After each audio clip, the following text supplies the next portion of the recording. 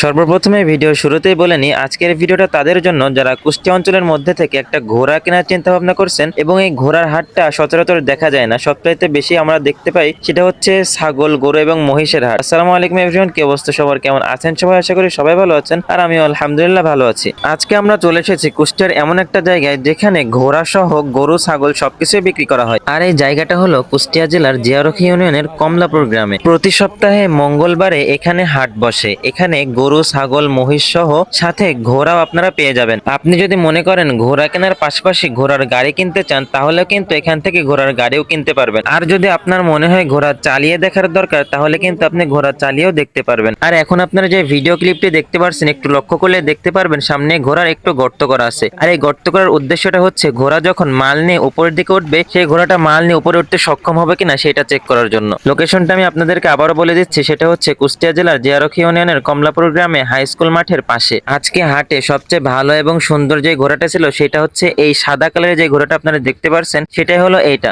আমার কাছে তো এই ঘোড়াটা ভালো লেগেছে। আপনাদের কাছে কেমন লেগেছে অবশ্যই কমেন্ট করে জানাবেন।